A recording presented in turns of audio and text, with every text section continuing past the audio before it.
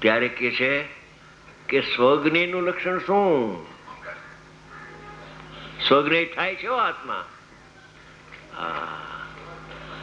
પર તો એનું જ્ઞેય થયું નહોતું, થવાનું નથી, મફતનો ભરે છે.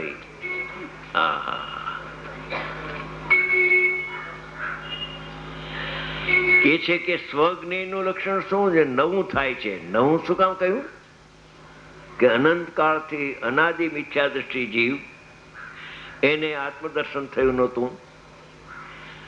એ પોતાની યોગ્યતા અને સોનગઢના સંતના નિમિત્તથી થયું. તો કે છે કે એ નવું થાય છે. સમ્યક દર્શન જૂનું નથી, આત્મા જૂનો છે. સમ્યક દર્શન નવું પ્રગટ થાય છે. પહેલેથી સમ્યક દર્શન છે, પહેલેથી આત્મા છે.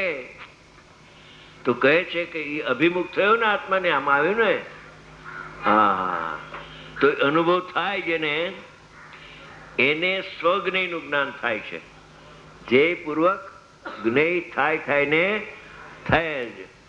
જો જ્ઞેય ન થાય તો એ ધ્યેય શુષ્ક છે. એ દ્રષ્ટિના વિષયથી, એકલા દ્રષ્ટિના વિષય એકાંત એમાં અનુભવ નહીં થાય. એનો આશ્રય કરીને અનુભવ કરે ને પ્રત્યક્ષ આનંદ આવે જ્યારે, ત્યારે આનંદ નવો પ્રગટ થાય છે. એની પર્યાયમાં જૂનો તો આકુળતા હતી, એ આકુળતાનો વ્યય થાય અને થોડોક આનંદ આવે છે ને ચોથા ગુણ સ્થાન અલ્પ. એ નવું જ્ઞેય થાય છે. પછી શુદ્ધિની વૃદ્ધિ થતા થતા જ્ઞેય વધે છે. વધતા વધતા જ્ઞેય પરિપૂર્ણ થઈ જાય છે. જ્ઞેયમાં વધવાનું છે, પણ શુદ્ધાત્મામાં વધવા ઘટવાનું અઘટિત ઘાટ છે. એ તો એમાં કાંઈ કિંચિત માત્ર હિનાધિકતા ત્રણ કાળમાં આવતી નથી. કારણ કે સમસ્ત જે જળરૂપ અનાત્મા આકાશ આદિ પાંચ દ્રવ્યો છે, તેમનું જ્ઞાન સાથે જળની સાથે ચેતનનું તાદાત્મ્યપણું હોતું નથી. કેમ કે તેમનામાં જ્ઞાન સિદ્ધ નથી, પૂતગલમાં જ્ઞાન નથી. તેથી અન્ય પક્ષનો અભાવ હોવાથી, એટલે અનાત્મા છે જ્ઞાન, એ પક્ષનો અભાવ થઈ ગયો. ખોટો છે પક્ષ તારો.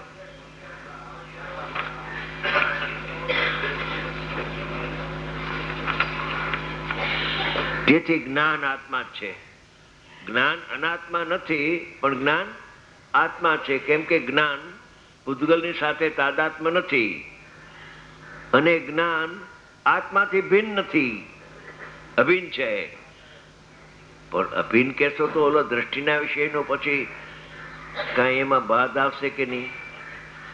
એક વખત એવું બન્યું, બનાવતો અમને પેલા તો જતા હતા ને બહાર, હવે બંધ છે.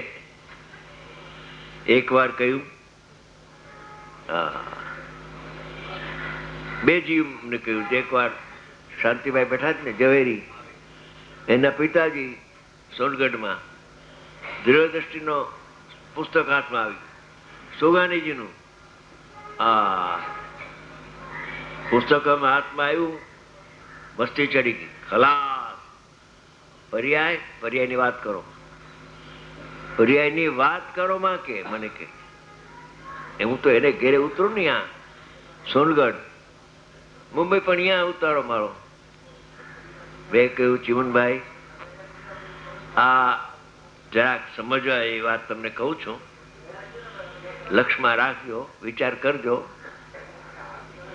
કે જ્યાં સુધી જ્ઞાન આત્માની સન્મુખ થઈ અને કથનચિત અભેદ થઈને આનંદ ના આવે, ત્યાં સુધી દ્રષ્ટિનો વિષય તમે જાણ્યો જ નથી. દ્રષ્ટિનો વિષય પ્રસિદ્ધ કરે છે જ્ઞેય.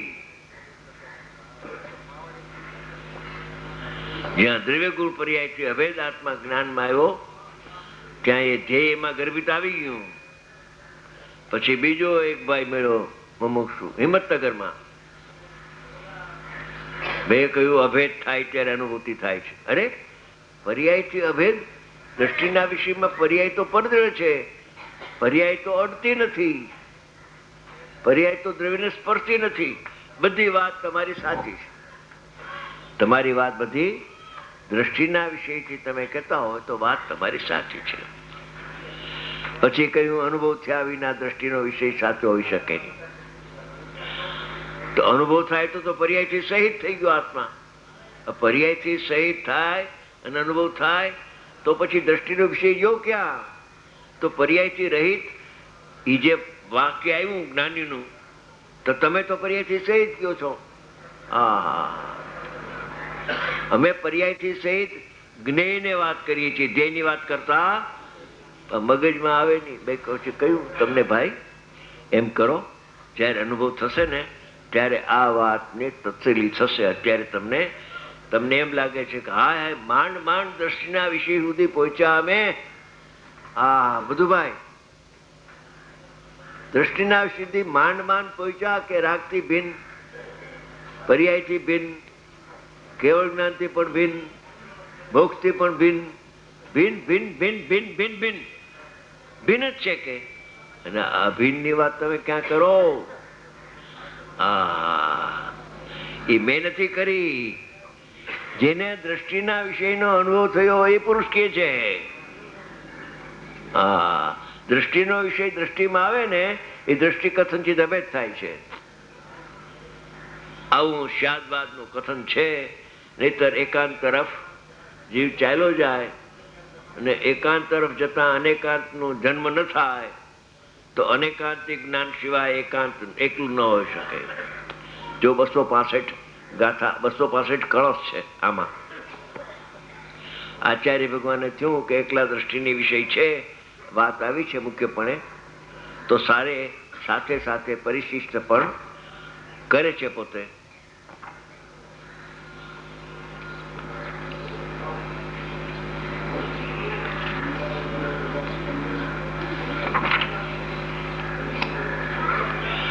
આ એક હકીકત છે એની વાત ચાલે છે. આ તો જ્ઞાનનો વિષય, આ તો જ્ઞાનનો વિષય. ભાઈ જરા શાંતિ રાખને. તો દ્રષ્ટિના વિષયની વાત તો થઈ ચૂકી.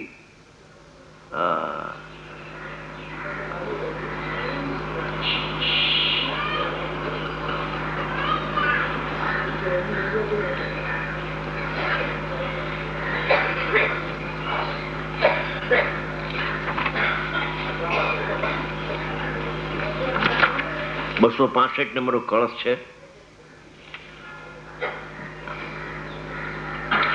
આવી અનેકાંતાત્મક વસ્તુ તત્વની વ્યવસ્થિતિને અનેકાંત સંગત, જો અનેકાંત સાથે મેળવાળી, અનેકાંત સંગત અર્થાત અનેકાંત સાથે સુસંગત,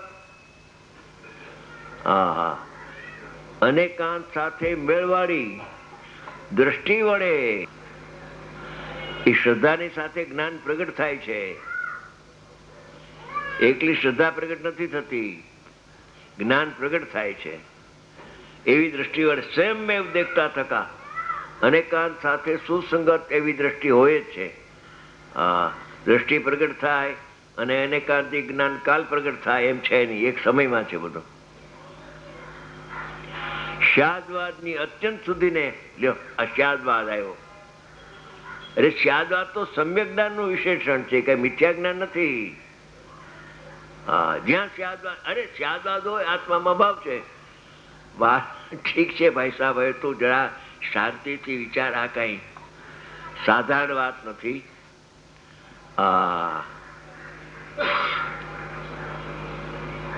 હૃદયના ગાંઠી ગાંધી થઈ જાય એવી વાત આ નથી. બહુ ગંભીર છે. ભવના અંતની વાતો છે આમાં.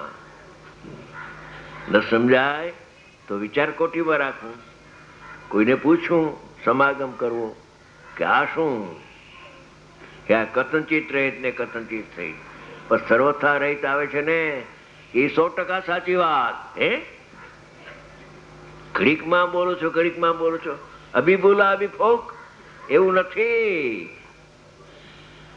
તો વિવિક્ષા સમજ, અપેક્ષા સમજી લે કે સર્વથા રહિત છે. ત્રિકાળી દ્રવ્ય દ્રષ્ટિના વિષયમાં પર્યાય નથી. અને અનેકાંતિક જ્ઞાનમાં પર્યાયથી સહિત આત્મા છે એવું જ્ઞાન થાય છે જ્ઞાનીને. પણ રહિતનું સજ્ઞાન ને સહિતનું જ્ઞાન સમય એક છે. દૃષ્ટિ વડે સ્વયંમેવ દેખતા થકા શાદવાદની અત્યંત શુદ્ધિને જાણીને જીન નીતિને, આ શાદવાદી જીન નીતિ છે. એક મોટા કરોડપતિ અબજપતિ મુંબઈમાં મળ્યા ને ગયો તો એની ઓફિસે, આપણે સોનગઢ વાળા ને, એટલે પંડિતજી, મનમાં કહ્યું પંડિત તો નથી, વેપારી છું, પણ પંડિતજી મને એકાંત છે. હો એકાંત નથી, મને ટકોર કરી. સમજી ગયા? હું સમજી ગયો તરત જ કે આપણે પર્યાયથી રહિત શુદ્ધ આત્મા ઉપાદેય છે એને ખટકે છે. સમજી ગયા? મેં કહું આની યારે હું ચર્ચા કરી, આને શાસ્ત્રનો અભ્યાસ તો છે નહીં, પૈસા ગીડ્યા કરે રોજ. કેટલી બેલેન્સ, ક્યાં ધીરધારકીનું, કેટલી આવક, આમાં ક્યાં એને મારે એને શું સમજાવું? જીન નીતિને,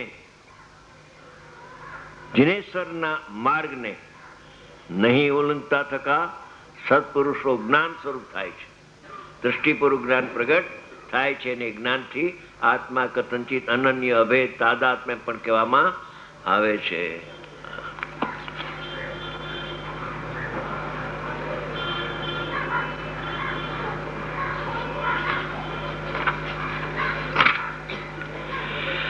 કારણ કે તેમનામાં તેથી અન્ય પક્ષનો અભાવ હોવાથી જ્ઞાન આત્મા છે, અનાત્મા નથી. જ્ઞાનની પર્યાય આત્મા છે, જ્ઞાનની પર્યાય પરદ્રવ્ય નથી. લે ઘડીકમાં એને કેવું જ્ઞાન ને પરદ્રવ્ય કયો અને શુદ્ધ જ્ઞાન ને આત્મા કયો. હવે આવી કેવી રીતે અટપટી વાત છે? તો અટપટી થોડીક છે, તો અટપટી. એ જ્ઞાનીના પુસ્તકમાં છે, નામ નથી લેતો. કેટલાક ની એનર્જી હોય ને, એટલે એનર્જી કહેવાય ને, એલર્જી. નામ નથી લેતો, પણ કે છે એ ધર્માત્મા કે છે અલ્પકાળમાં તો એનો મોક્ષ થવાનો છે. એવો ધર્માત્મા કે આ જે વાત છે ને જીનાગમની, થોડીક અટપટી તો છે, અટપટી તો છે, પણ રુચિવાન જીવને, આત્માર્થી જીવને એ માર્ગ એને બધો મળી જાય છે ને અટપટી એને લાગતી નથી, સીધી લાગે છે. વખત થઈ ગયો, 1/4 કલાક બસ છે. સવાર 9:30 હવા 10 બરાબર.